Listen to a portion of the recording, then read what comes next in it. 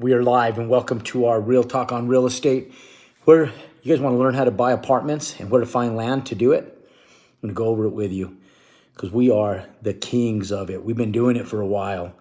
And so if you haven't been following our stuff, you need to, because if you want to be in the apartment game and you want to be buying, you want to just go in and build apartments instead of just buying them, you need to understand where to buy land and how to invest in it and how to actually build them out. So look, for most people, it seems like an undertaking, but really it's not. There is a few more steps in the game in regards to going out and building an apartment complex versus building a house, obviously.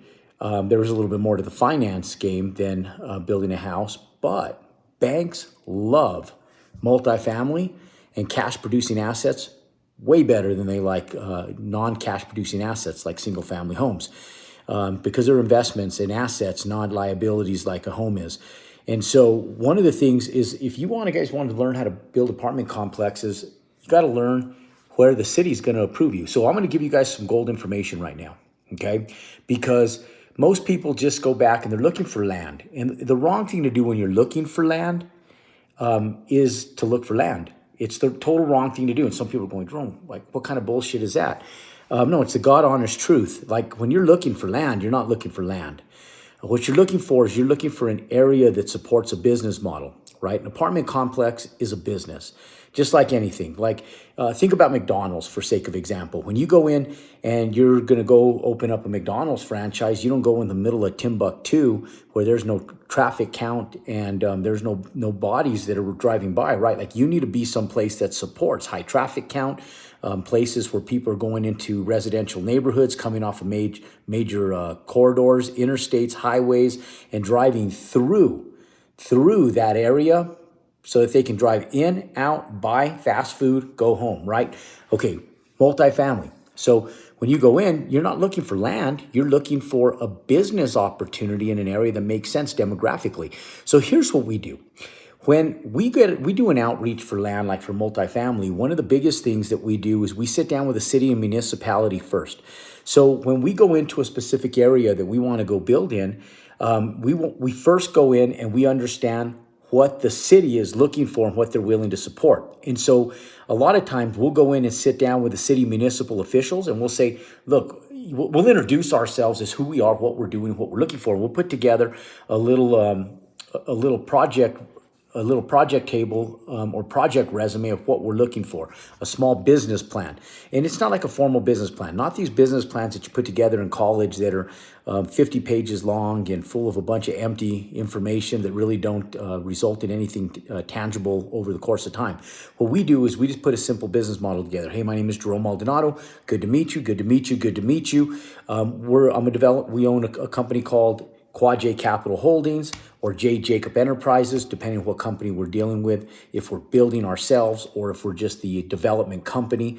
And then we go in and say, look, we've been developing in, and then I'll just drop a few resume ideas of where we've been so they know. And if you guys haven't done any developments, then you just drop other people's resume, saying I'm working with X, Y, and Z. And we've been working in this and this area, right? Like I've been working with X, Y, and Z development, and we're working in this area, whatever municipality that you're working in. Now, when we go in and we do this, we sit down with them. We say, look, we're building out affordable multifamily housing. And when I say affordable, it's not low income. We're just building it simple. We don't go in, we don't do a ton of amenities. We simplify our builds. And we tell them, we understand that across the United States, this product is needed. And we want to understand how whatever municipality, like if I want to go into Santa Fe, New Mexico and say, we just want to see how Santa Fe is supporting affordable housing right now. And is there a need in your area for it? And is this a product that you guys would support? And then they're going to say yay or nay. And 99% of the time right now, they're going to say, yes, we need more affordable housing, not low income housing. And then we sit down with them, and I'm always looking for density, okay? So I'm going to go over that here in just a moment, how we maximize density to increase the value of any multifamily development, okay? Because it's not, you just don't go in and say, hey, I'm doing this quantity of multifamily apartments. I'll give you an example. We're looking at a project right now over in I always want to call it Grand Mesa, and it's not Grand Mesa, Costa Mesa. not Costa Mesa. We're in, damn, it's late and I'm tired. So it's in Arizona, and we're in Casa Grande. That's where it's at, damn it. Okay, we got it, Casa Grande, Arizona. And so we went in and they sat back and they said, look, Jerome, the property was presented to us and they need affordable housing. And so one of the big things that they've said is they just need housing in general, that there's a chip and tech industry that's expanding out of the Phoenix market into this area. And they know that we've been developing in this area. So we got a phone call from actually one of our students. He said, hey, look, I have some property. I think it's going to be perfect for multifamily. This municipality only does 24 units per acre. There's 5 acres, that's 120 units. I underwrote the project and I said, we could probably get it at 120 units, but why stress ourselves out with 120 units when we can get more? And so we do an informal city meeting with one of the gentlemen that runs the city development, one of the city development planners in that area. And I told him, look, we'd like to get 170 units. I knew without a shadow of a doubt I was not going to get 170 units out of that property. But I knew that if I asked for more and then negotiate midway, we could talk about it. So I sat back and I said, okay, well, your designation of zoning is only going to allow 24 units. And one of the big first questions that I asked him is I said, would you guys adapt a plan that would fit your desired parking, the desired development, all the desired nuts and bolts that most municipalities are looking for? And he said, well, we have to follow our zoning criteria to a T. And so basically told me no. And so in so many words, then I asked him, I said, okay, well, if we can't do it based on that, what other zonings are available that we can do that'll support multifamily? Because believe it or not, guys, there's not just most municipalities have like a multifamily zoning. Usually it's like a residential, like R3 or R4 or R6 or something. Every municipality being slightly different. And so when I sat back, I said, okay, well, is there any other zoning designations? Because I know that there's some mixed use zoning designations in a lot of municipalities that might support more density. Or there might be a commercial zoning, and every commercial zoning, listen to this, guys, every commercial zoning, when you're zoning commercial, has a residential component to it. And so anytime that I hear that there's a commercial zone, I said, okay, well, perfect, because if there's a commercial component, every commercial component in every municipality has a residential component to it. So I sit back and I go, is there a commercial designation that would allow us to do a more dense build with more units in a commercial sector? So we run through it. He said no. And then the issue became parking. And so we went back and said, well, if we do commercial, that's going to the commercial part's going to take up some parking. Then everything up on top is going to take more parking. It's only a 5-acre parcel. So now we're going to be limited on parking. So it's still going to limit our units. So then he said, he came back and he said, look, there's this PDU, and it's basically a designation where they don't even have the zoning designation done yet. It's such an immature municipality that we can pretty much help them write their zoning criteria. And so we went through all this stuff. And then I asked him like 5 different ways how we could get this density. And I kept getting creative and jumping through hoops. And then at the end, he goes, well, Jerome, there's this PDU. And in this PDU zoning, it basically designates what the developer, we work with a developer to regulate like parking lanes, fire lanes, public transportation, stuff, all the stuff that we're going to need to be able to facilitate a development. And not only that, we may be able to write a minimum acreage designation in there that allows us to do more units, more density, based on the fact that we have a smaller lot. And I said, ding, ding, ding, that's the key right there. And so I kept going back and forth and back and forth and back and forth. And we found it, right? Like, is it guaranteed? No. But then we sat back and said, we might be able to get up to 30 units per acre then on anything under a 10-acre parcel, because they have written maximum acreage, but they don't have anything written as PDU for minimum acreage. So he said, we might be willing to adapt a minimum acreage clause that doesn't hold us to that unit count on large parcels, because they just don't want to go in and have tons of density on like a 20-acre, 40-acre, 50-acre development. And now they're stuck with all this dense development around the residential houses, and the residential people, friggin', they hate it. And so they're going to get pushback from the residents in this area that have lived there and moved to this area because they want to be in several semi-rural areas, and they don't want that density. So we say, okay, smaller lot, a little bit more density, but we'll minimize it to just a certain acreage parameter. And he said 10 acres. So I said, we have 5, 10 is great. So maybe we'll find another lot in that area. So what we do is we reverse engineer all of this stuff. It's reverse negotiations first, right? So now we'll go in and we'll put a pre-development plan together. We'll pay an architect about $5,000 to put something conceptual together that comes into fruition with reasonable parking, the density that we're looking for, and something to go to the city with so that we can go back and start the process of entitlement on this land and see if they're going to support it. Now, we already know he's going to support it. They need it. They need the designation, but and they need rooftops. Now, but the question is, how many rooftops are they going to support? And so we always want more density because density fixes stuff. So let's say, for example, right? Let's say, for example, what we're building for right now is about $165 a square foot. So if we go in and we stabilize every single unit at about, let's call it $195,000. Okay, so let's say it costs us about $195,000 per unit. Now, here's what's cool. It costs us $195,000 per unit, but the value of this asset based on current rent rates is about $250,000 per unit. So that's a variance of $55,000 per unit. Okay, so 55, if we get an extra 30 units times 30, that increases our revenue upside by $1.65 million just by going in and getting 30 more units. So that's how much additional cash that we're going to have after we stabilize. That's after all costs, all expenses.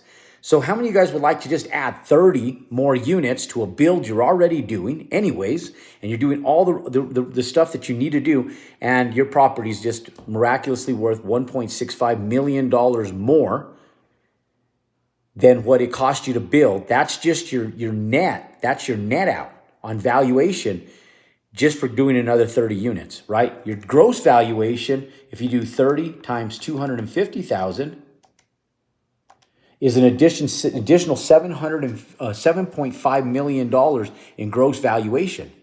Okay, so when you look at these assets, I'm always looking at the dense and best use for the land. Like, how can I get the density? Because if I can increase the value of this by just going another 30 units, so if I go from 120 units, which is what we were looking at initially before the meeting, and then we increase it to 150 units, which is exactly what we're doing, and we go in and propose that means that property, the gross appraised value is going to be approximately $7.5 million more than it would be just because of those 30 units. But I'll be able to make in my pocket, after I'm done in construction, $1.65 million net out on a cash out refinance just based on the variance of the 30 units. That's pretty cool. Just by increasing density. So how many of you guys would love to increase density? So I want to go for the best, greatest, and highest use that I can for that land. So hence, that's why we go in. So when we're looking for land, we're not looking for just only land. We're looking for the best business model to facilitate, to generate the highest return and the biggest net and gross return on that asset, because density fixes stuff. So let's say, for example, that the roadways cost us an extra $500,000. Well, we can't afford it with a 120 unit build because we only underwrote it. Banking's tough right now. Things are tight. Cap rates are higher because interest rates are higher, meaning valuations are lower. And so when this stuff happens, now if we have an extra $500,000 worth of expenses, that alone in itself might sink the project. But if we increase the density and we absorb that with the additional upside, that extra 30 units of our net out might just pay for that, and we still have over $1 million of additional net out, but it helps us with that $500,000 road improvement that project wouldn't otherwise pencil without. And because of the density increase, we're able to build it out right now. Now, what's going to happen in the near future, ladies and gentlemen, is that cap rates along with interest rates will go down. 2024 is an election year, and historically interest rates typically go down so that, like, the Democratic Party in this case look like rock stars. Republicans do it too. Everybody wants to look like a rock star when they go in and stabilize, and they're stabilizing their 4-year term, right? Like, they're going to sit back going, Trump jacked it up, Biden fixed it all while he was eating his ice cream cone, and now we're going to move into the election year, elect another Democrat, they're going to say, right? Now, is that going to happen? I hope not, but we'll see what happens, right? Like, we go after tax laws that benefit real estate investors, wealthy people, because even non-wealthy people benefit from a lot of these tax laws. And so just understand that when that happens, the valuation of our property is going to go back up as interest rates and cap rates soften. Okay, so we just want to build these things right now. We want to get them out of the ground because we understand that long-term, what does real estate do long-term, ladies and gentlemen? If you look at it back historically from like the early 1900s to today, what has real estate done historically? It goes up. It goes up. You can't buy the same real estate that you could have bought 20 years ago for the same price today. You can't buy the same real estate you would have bought 10 years ago for the same price you bought today. Shit, you can't even buy the same real estate you would have bought 2 years ago for the price you buy today. Well, now what's going to happen is numbers are going to go back to like pre-2019 numbers, not post-2019, pre-2019 numbers, and even lower, just because interest rates and cap rates are rising so much. So nonetheless, how do you find the right land? You look for a business model that supports the largest and greatest density, where a municipality is supporting rooftops, economic growth, and is supporting the business model of whatever you're building. Okay, let's take a couple questions here. I am the curse breaker.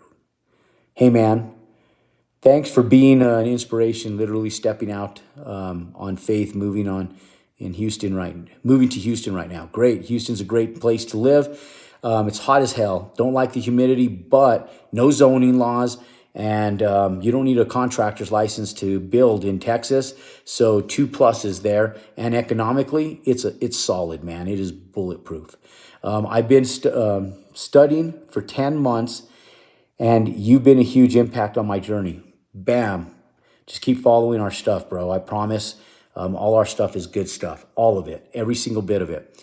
So I'm going to do whatever it takes to impact each and every community possible. Yep. Impact you first. Look, guys, I'll tell you guys, a drowning person can't save a drowning person. Go get yourself on dry land and just crush it financially. Be a little selfish and greedy initially, because if you do, then you can go out and you can go crush it with us and start giving back.